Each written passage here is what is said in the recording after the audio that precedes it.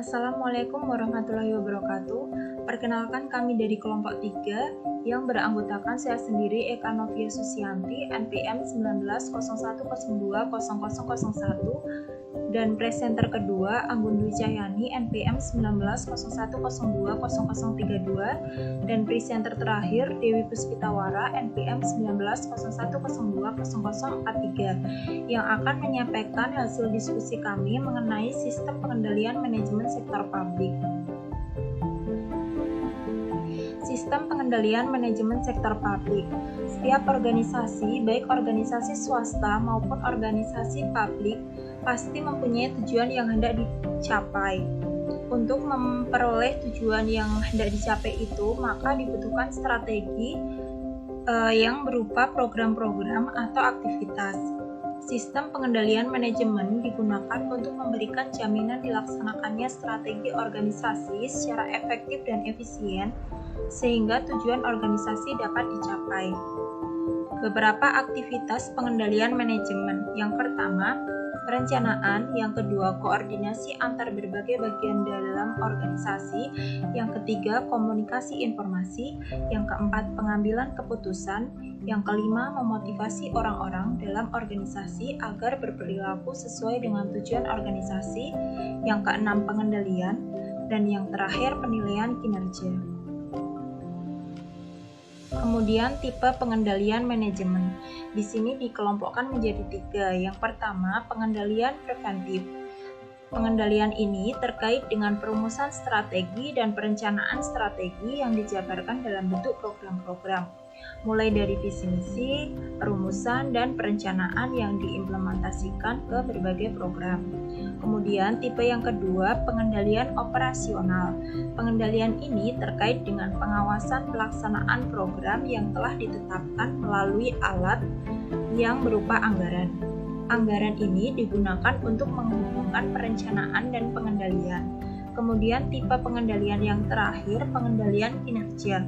Pengendalian ini berupa analisis evaluasi kinerja berdasarkan tolak ukur kinerja yang telah ditetapkan. Pusat-pusat pertanggungjawaban. 1. Pusat biaya. Pusat biaya adalah pusat pertanggungjawaban yang prestasi manajemennya dinilai berdasarkan biaya yang telah dikeluarkan. Contoh dari pusat biaya adalah Dinas Pekerjaan Umum, Departemen Produksi, dan Dinas Sosial. 2. Pusat pendapatan. Pusat pendapatan adalah pusat pertanggungjawaban yang prestasi manajemennya dinilai berdasarkan pendapatan yang dihasilkan. Contoh pusat pendapatan adalah Dinas Pendapatan Daerah dan Departemen Pemasaran. 3. Pusat laba. Pusat laba adalah pusat pertanggungjawaban yang menandingkan input dengan output dalam suatu moneter. Contohnya adalah BUMN, BUMD, bandara, dan pelabuhan. 4.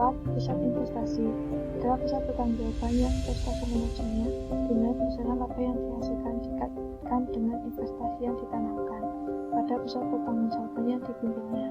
Contohnya, pusat investasi adalah Departemen Riset dan Pengembangan dan Balitbank.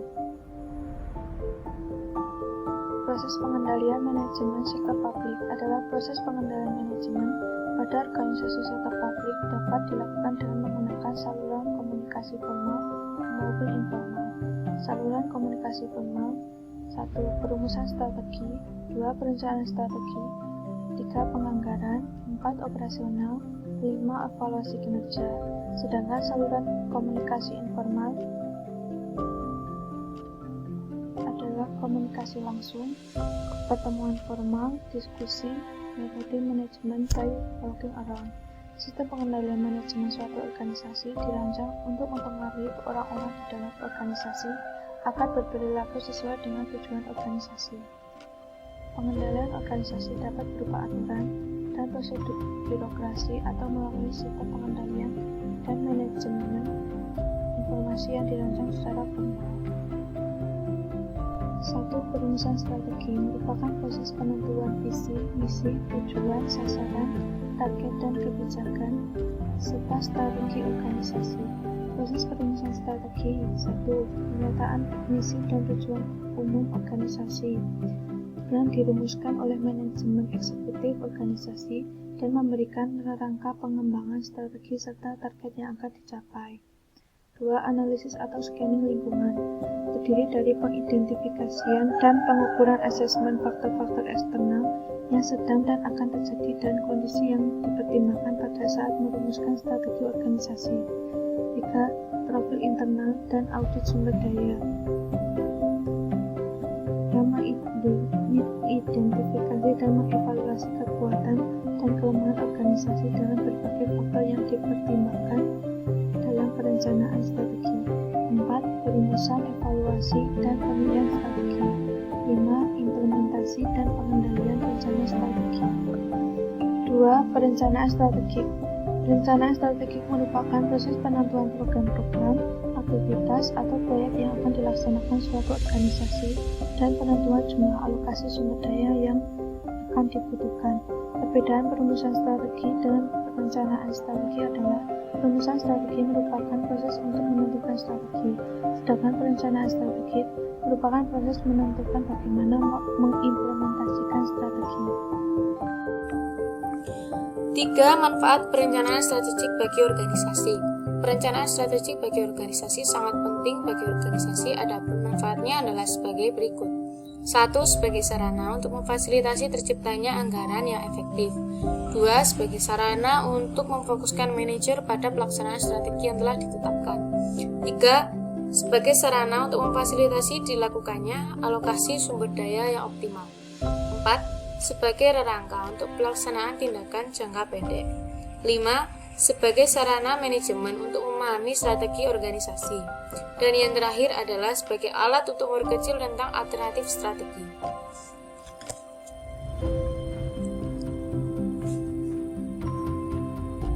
Dan yang selanjutnya, mengubah perencanaan strategik menjadi tindakan yang nyata.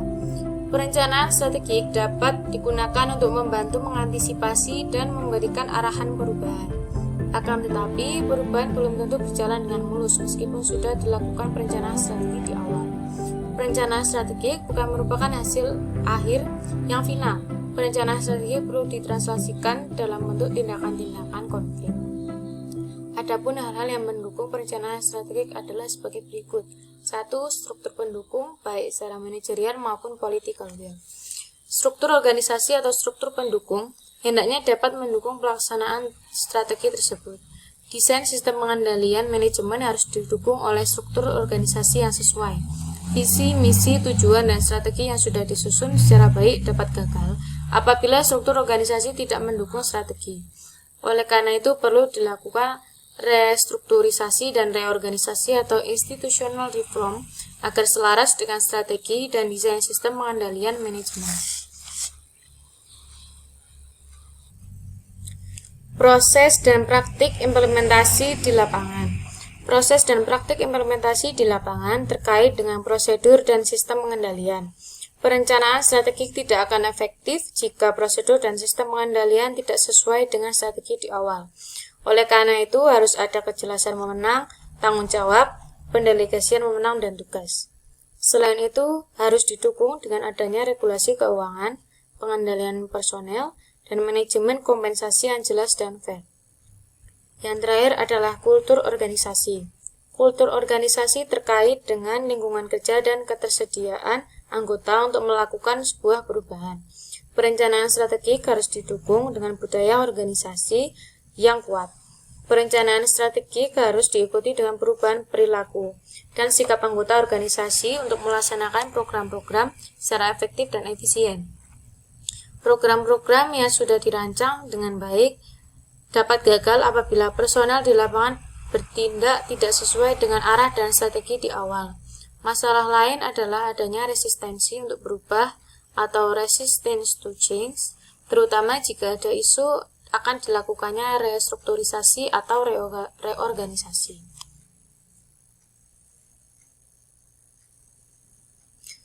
Struktur organisasi hendaknya dapat mendukung pelaksanaan strategi. Oleh karena itu, perlu diadakannya restrukturisasi dan reorganisasi. Adapun terdapat 3 prinsip restrukturisasi, yaitu yang pertama, perubahan struktur organisasi hendaknya dapat meningkatkan kapasitas untuk mencapai strategi yang efektif.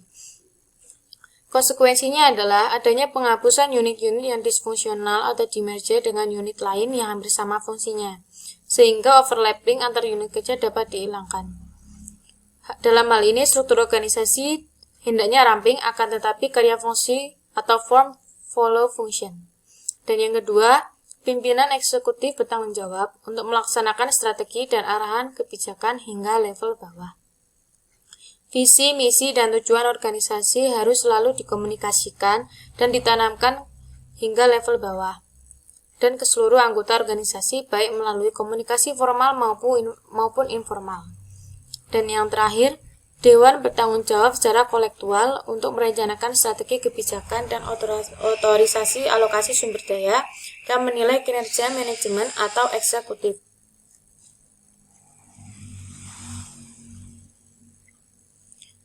Penganggaran. Apabila tahap perencanaan strategi telah selesai dilakukan, tahap berikutnya yaitu tahap penganggaran. Tahap penganggaran adalah tahap yang dominan. Proses penganggaran pada organisasi sektor publik memiliki karakteristik yang agak berbeda dengan penganggaran pada sektor swasta. Perbedaan tersebut terutama adanya pengaruh politik dalam proses penganggaran. Dan yang keenam adalah penilaian kinerja. Tahap akhir dari proses pengendalian manajemen adalah penilaian kinerja. Penilaian kinerja merupakan bagian dari proses pengendalian manajemen yang dapat digunakan sebagai alat pengendalian.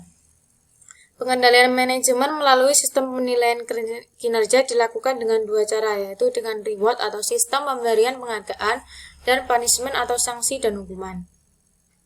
Sistem pemberian penghargaan atau rewards dan hukuman atau punishment digunakan sebagai pendorong bagi pencapaian strategi. Sistem penilaian kinerja dan mekanisme reward dan punishment harus didukung dengan manajemen kompensasi yang memadai.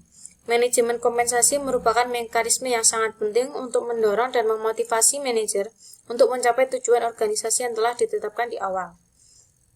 Insentif positif bagi pencapaian tujuan tersebut adalah adanya penghargaan atau reward, sedangkan insentif negatif jika tujuan tidak dapat tercapai adalah adanya hukuman atau punishment.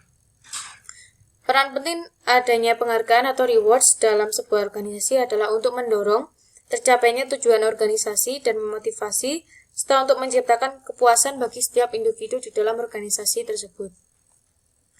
Adapun reward atau sistem pemberian penghargaan dibedakan menjadi dua, yaitu finansial dan non-finansial. Yang finansial yaitu adanya kenaikan gaji, bonus, serta tunjangan. Adapun yang non-finansial adalah adanya promosi jabatan, penambahan tanggung jawab, dan kepercayaan, otonomi yang lebih besar, penempatan kerja di lokasi yang lebih baik, serta adanya pengakuan. Punishment atau sanksi hukuman terjadi apabila tujuan organisasi tidak dapat tercapai dengan baik. Dalam orientasi penilaian kinerja, hendaknya kita lebih mengarahkan pada pemberian penghargaan atau rewards oriented. Ya, terima kasih. Sekian dari kami, sekian presentasi dari kami. Mohon maaf jika ada kurangnya. Kami mohon maaf. Wassalamualaikum warahmatullahi wabarakatuh.